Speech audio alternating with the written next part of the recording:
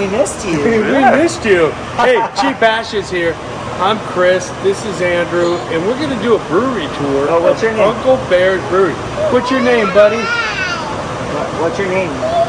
Yeah. Hey. Yeah. Okay. All right. So, what do we got behind us, Andrew? Well, this is our stack of cans. So when we order cans, the minimum quantity we can get is a full trailer load. So a whole semi. That's 25 of these pallets. You can see there's 2 pallets stacked on top of each other. That's like 400,000 cans. So that's our minimum order. Are you ready to go? Where are you going? You can't go up there. You have to go can't go up there. That's you have to stay with me or you have to go with Daddy. What's it going to be? You want to go with Dad? You want to go with Daddy? No, he wants to stay with us. Okay, cool. All All right, this is going to be tough, but here we go. So we have 7 different varieties in cans. We've got 6 in 12-ounce cans, and we've got 1 in 16-ounce cans. And then we have some that we do as a private label here, and we have some more coming up that are going to be super cool. We're going to do a lot more of the small batch stuff this year because that's just what I want to do, and I'm ready to get small batch cans out to our raving fans. And growlers are kind of a pain in the ass for everyone. Like, we hate filling them, and people hate taking them home because they have to drink a whole growler at once. So it's just better to have cans. So we're working on that. So we'll go over here. What happened? I know. Look how big it is. It's very shiny. This is yummy.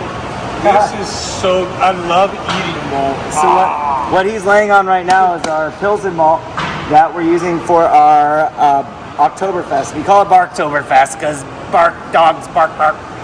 So we have our Barktoberfest that we're brewing in 2 weeks. Got the grain in this week. Oh yeah, I know. Those are forklifts. You can't go over there. He's like, oh, look at those. That looks awesome. Hey, let me go have fun. And then this is all our specialty grain. So the way that beer works is if you are making a beer, you use base malt, which is like 90% of what you put in it. And that's just a neutral sugar content beer, barley. So when you brew, most of what you put in is there. And that's going to give you your sugar to ferment to make alcohol. The other stuff, the other 10%. But it's really good raw. It is really, it's tasty. It's snackable. It's a nice snack, yeah. So then the other 10% is specialty grains, and that's going to be either caramel malts or roasted malts. And if you use a lot of the roasted malts, you're going to get a stout because it's going to be super dark. And if you use some other caramel malts, you can get all different styles. Like, you can't make an Irish red without Crystal 80.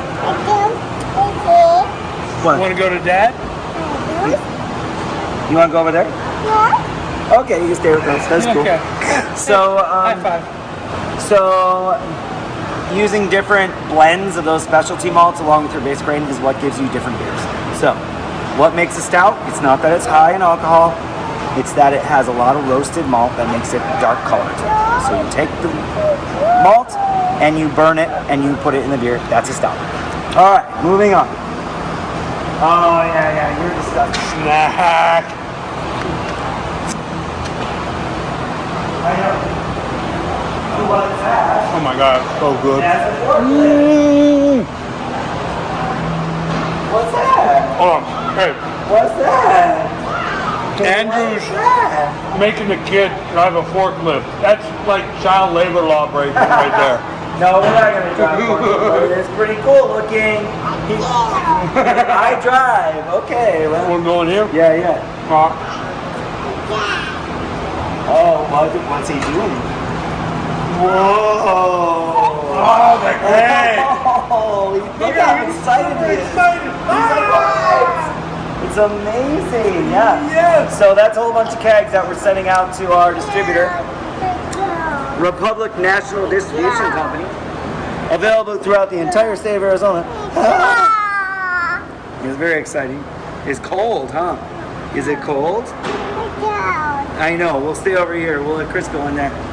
So that's where we have our storage. It's a 60-foot by 25-foot refrigerator that we had to fix last week because you hate it when you come in and it's at 59 degrees, but it's fine. Everything's fine. We have beer in there that we just self-distribute to our own grill and tap restaurants. I know, that's a forklift. It's so exciting. I know, this kid's going to be a brewer for sure. You want to talk about this? Oh yeah, bring it along. You now close the door though, because we don't want that cold air getting out from that broken fridge. What? Okay. What do we have here? What? What do we have Oh, here? that's our barrel-aged Imperial Stout from 2019. This shit is good. Yeah. I bought it's real some. good. I No, you don't drank. want to go over there. No, we have other fun things. Look over here. Hey, look over here. This is gonna be great. He dude. says, oh. Oh, what are these? We have some new fermenters here. Look at this. That's cool, right? Yeah, that's cool. So we have 2 new fermenters we're putting in because make more beer all the time.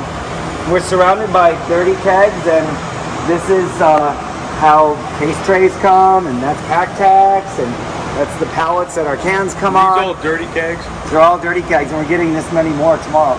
Wow. Yeah. Yeah, get them in dirty, you wash them, you fill them, and you send them on back out.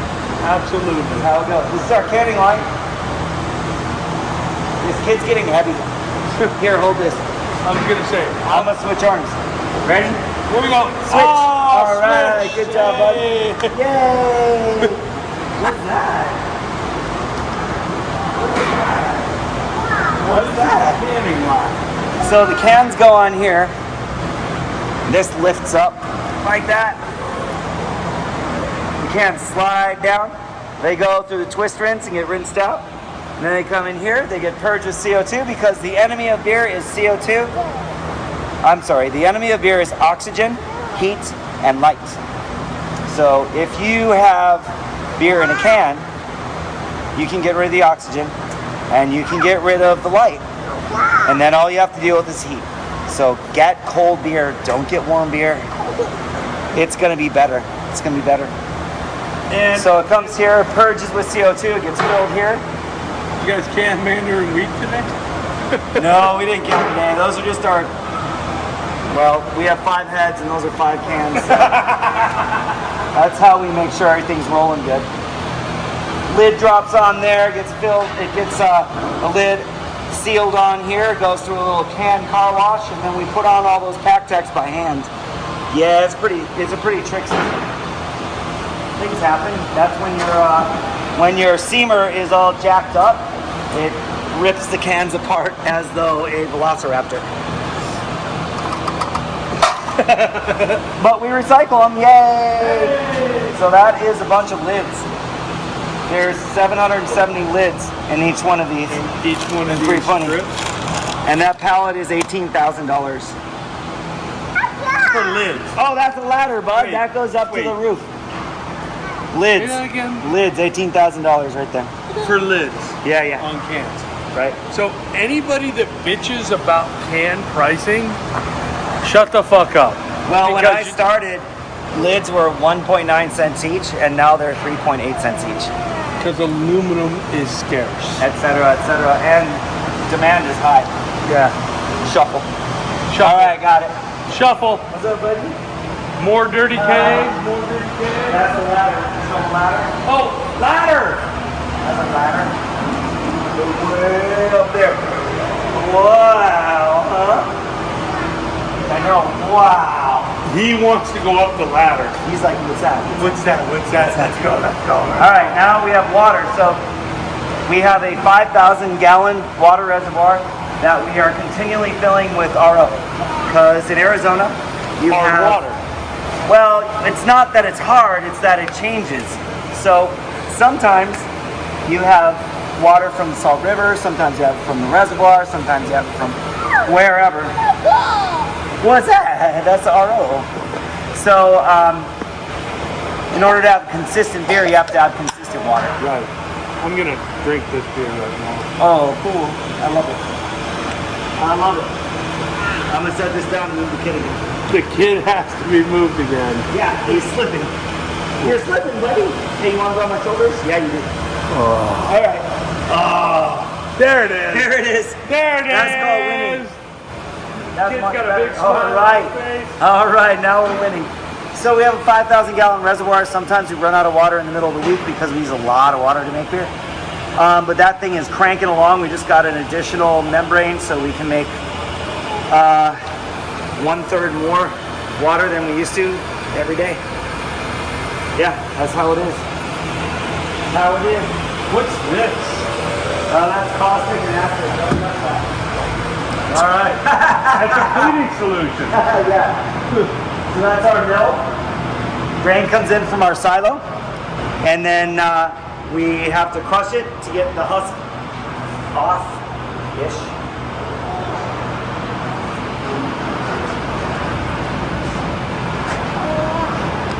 And then there's our boiler. This is the fun part right here. This is fun. Yeah. What's that? What's that?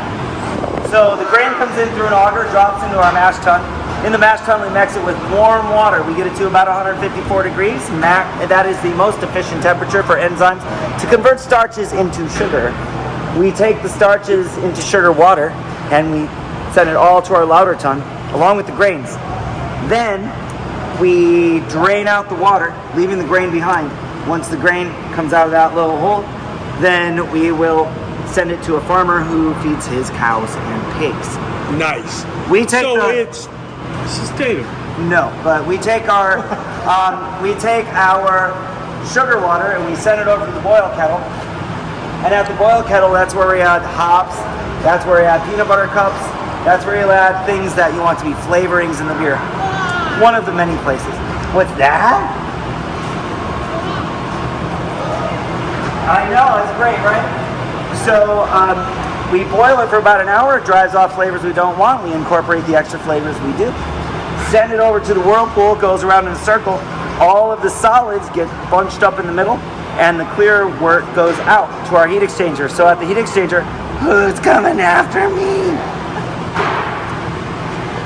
At the heat exchanger, we have cold water going one way, hot wort going the other way. Wort is beer before it has yeast. Then we get hot water out and cold wort to go to our fermenter. If we sent the boiling wort over to our fermenter, we would end up with dead yeast because yeast doesn't like hot temperatures.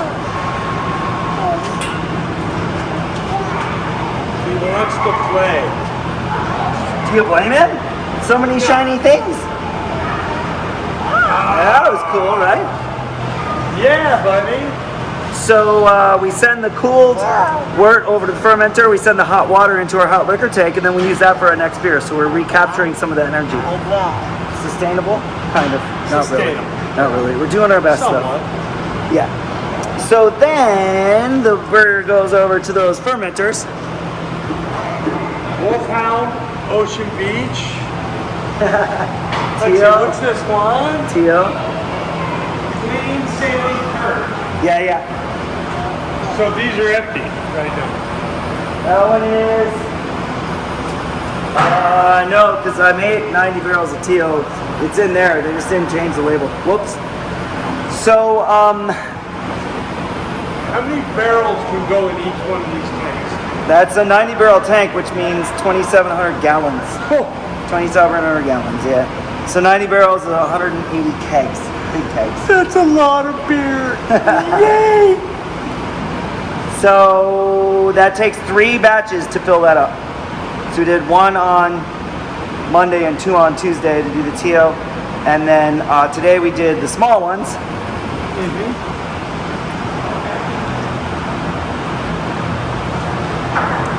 Golden lager. Otherwise. Yeah. So Foggy doggy, dude. today we filled up the golden ale and we filled up the foggy doggy. Alright. What, buddy? Where you going? Where you want? Fly, be free, yay! So Superman! our 30 barrel tanks is 1 time to fill. Oh no? No. Is that a no? No, you can't get down. Here, you take that.